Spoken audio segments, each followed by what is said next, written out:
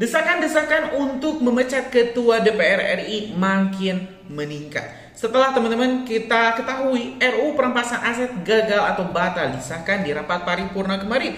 Bahkan Ketua DPR RI kembali diamuk oleh para netizen dan menganggap bahwa hampir 90% lebih para anggota dewan, para pejabat-pejabat terlibat korupsi. Di DPR kala itu dengan sangat simpel saja Ibu Puan Maharani menyebut kami tak punya cukup waktu untuk bisa mengesahkan RUU tersebut. Tapi ya Undang-Undang Cipta Kerja bisa langsung gaspol. RUU TNI saja hanya 1 bulan bisa selesai. Ini loh kenapa 17 tahun.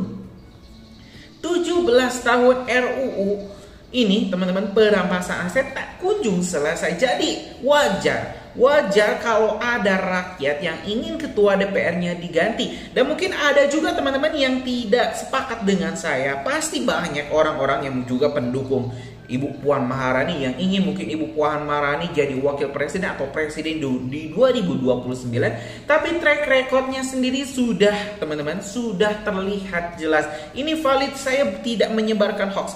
Ibu Puan Maharani memimpin DPR 2 periode. Apakah layak Ibu Puan Maharani ketua DPR RI kita diganti, dicopot, dipecat?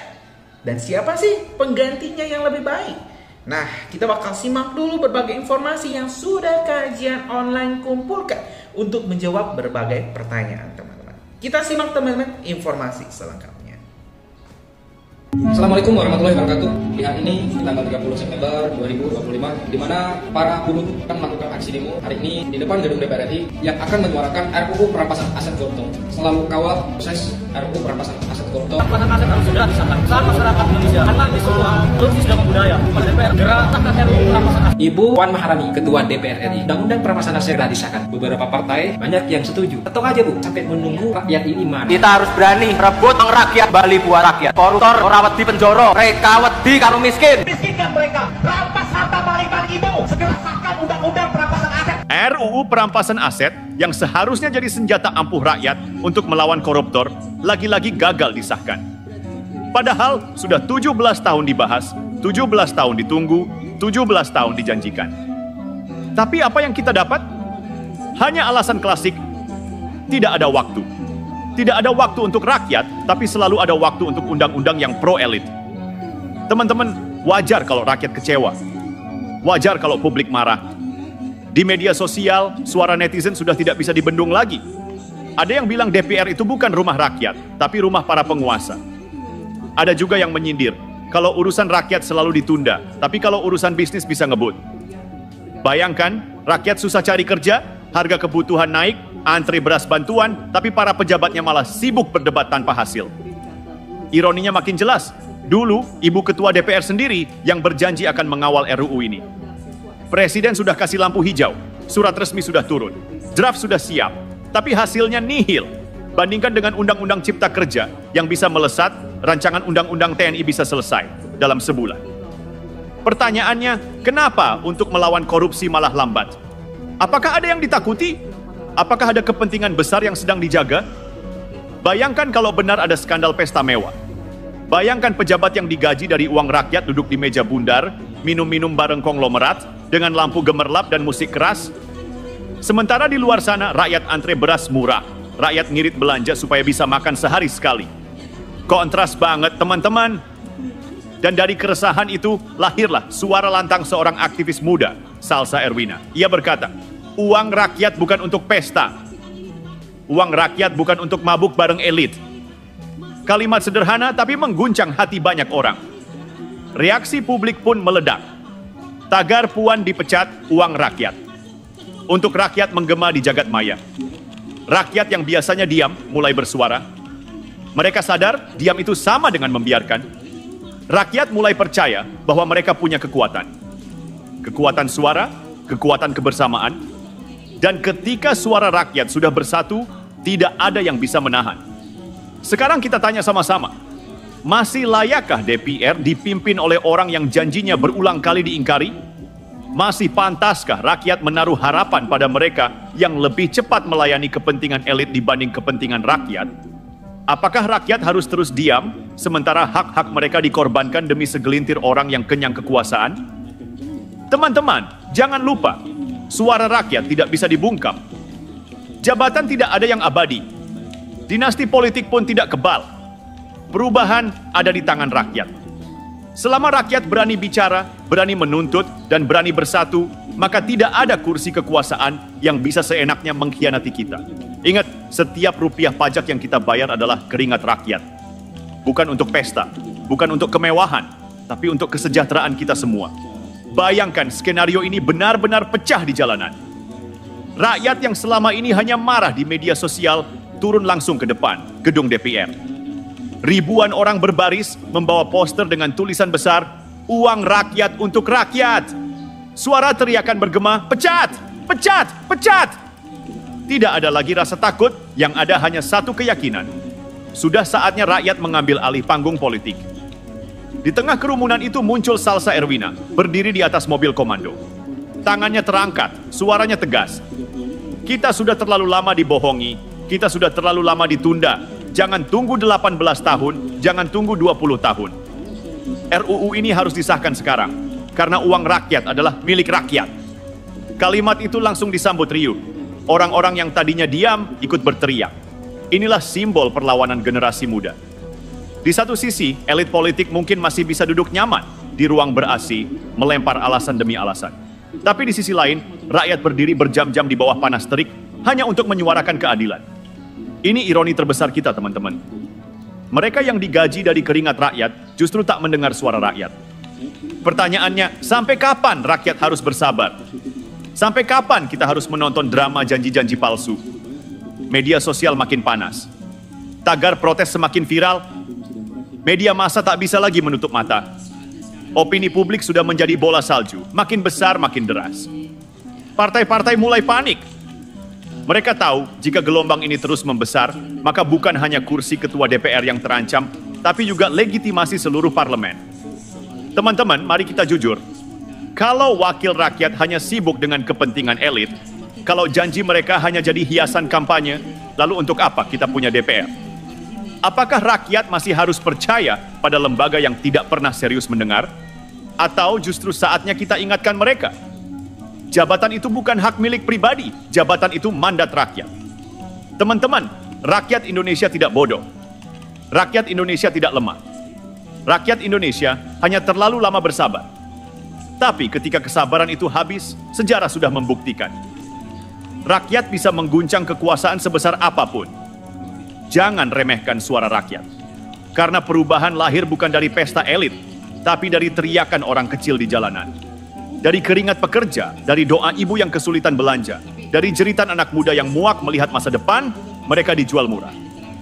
Ingat, setiap kali mereka menunda RUU perampasan aset, yang dikorbankan bukan hanya undang-undang, tapi juga harapan rakyat untuk melihat negeri ini bersih dari korupsi.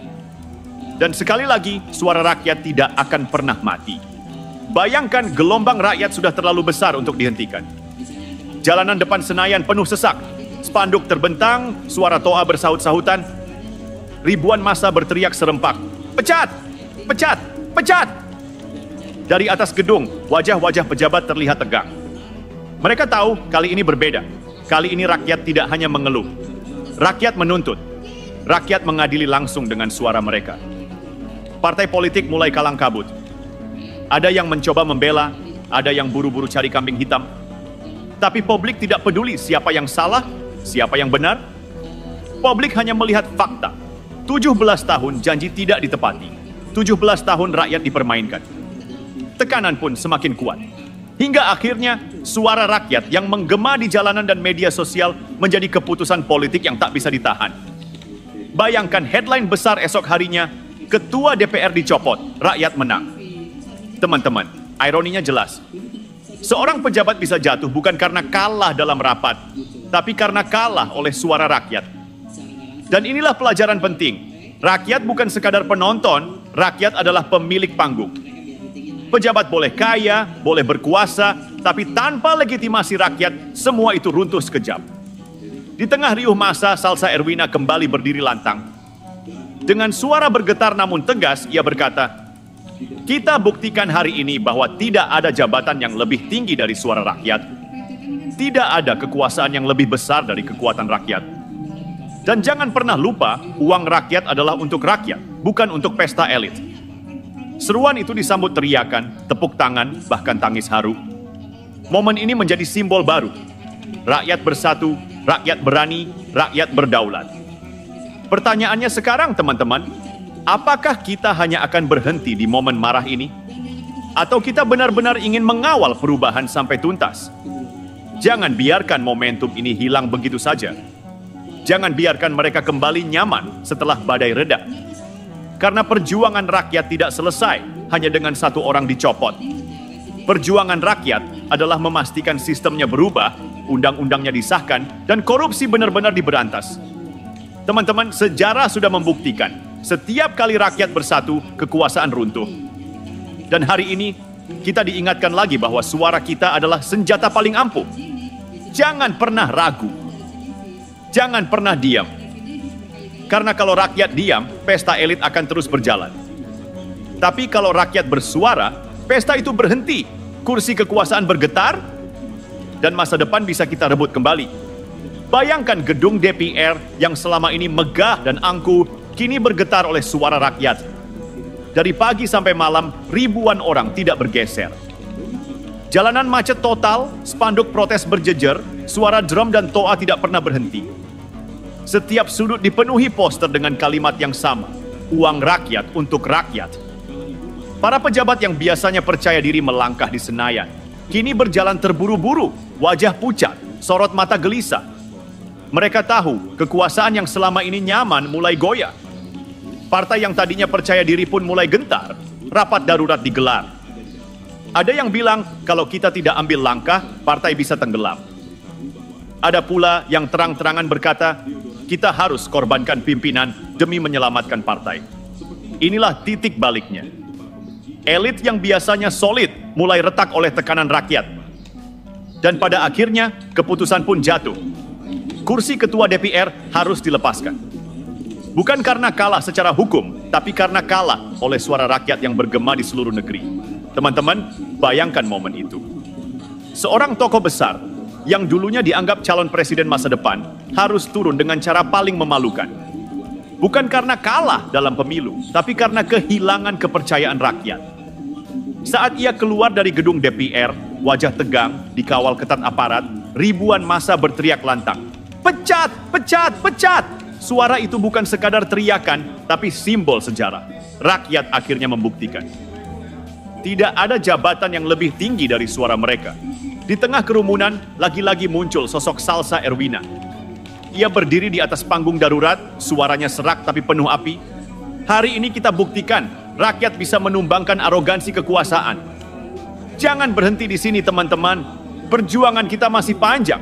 Kita harus kawal RUU perampasan aset. Kita harus pastikan korupsi diberantas. Kita harus rebut masa depan kita sendiri. Kalimat itu langsung disambut pekikan massa, seolah jadi janji bersama. Dan ironinya, teman-teman, pejabat yang tadinya hidup dalam kemewahan, yang merasa kebal, akhirnya kalah bukan oleh senjata, bukan oleh hukum, tapi oleh suara rakyat biasa. Petani, buruh, mahasiswa, ibu rumah tangga. Semua yang selama ini dianggap kecil, ternyata jadi kekuatan besar. Inilah pelajaran terpenting. Jangan remehkan rakyat. Jangan anggap suara rakyat hanya angin lalu. Karena ketika rakyat bersatu, kursi kekuasaan bisa terguncang. Rakyatlah pemilik negeri ini, bukan elit yang berpesta. Dan hari itu rakyat membuktikan jabatan bisa dicopot, dinasti bisa runtuh, tapi suara rakyat tidak bisa dibungkam. Teman-teman, mari kita jujur. Pemecatan seorang pejabat, sekeras apapun gemanya, hanyalah permulaan. Pertanyaan sesungguhnya, setelah ini apa? Apakah rakyat puas hanya dengan melihat satu kepala jatuh, sementara sistemnya tetap busuk? Atau justru inilah saatnya kita menuntut perubahan nyata? Solusi pertama jelas, rakyat harus kawal RUU. Perampasan aset sampai benar-benar disahkan. Jangan biarkan DPR lagi-lagi main petak umpet dengan alasan waktu. Kalau dulu bisa 17 tahun ditunda, sekarang rakyat tidak boleh kasih celah. Demo boleh reda, tapi pengawasan harus terus menyala. Kita harus ingatkan, kalau mereka digaji dari uang rakyat, maka kerja mereka harus untuk rakyat. Kedua, rakyat harus mendesak transparansi. Tidak ada lagi alasan rapat-rapat penting dilakukan di ruang tertutup. Tidak ada lagi alasan draft RUU disimpan hanya untuk segelintir elit. Semua proses harus bisa diakses publik. Karena hanya dengan keterbukaan, rakyat bisa tahu siapa yang bekerja sungguh-sungguh dan siapa yang hanya pura-pura peduli. Ketiga, mari kita sadari bersama. Kekuatan rakyat lahir dari kebersamaan. Kalau kita hanya marah sebentar lalu diam, elit akan kembali nyaman. Tapi kalau kita konsisten bersuara, meskipun dengan cara sederhana, entah lewat media sosial, forum diskusi, atau aksi damai, maka tekanan itu akan tetap terasa. Perubahan besar selalu lahir dari suara kecil yang tidak berhenti. Dan di sini ironinya lagi, teman-teman. Pejabat sering bilang mereka bekerja demi rakyat. Tapi kalau benar demi rakyat, kenapa undang-undang yang paling dibutuhkan justru paling lama disahkan? Kenapa selalu ada alasan ketika bicara soal pemberantasan korupsi, tapi begitu menyangkut bisnis besar, semua bisa kilat selesai? Bukankah ini bukti bahwa rakyat harus lebih keras bersuara? Teman-teman, rakyat Indonesia tidak boleh hanya jadi penonton. Rakyat harus jadi pengawas, pengingat, bahkan pengadil moral bagi para pemimpin. Karena kalau kita diam, uang rakyat akan terus jadi bahan pesta. Kalau kita diam, janji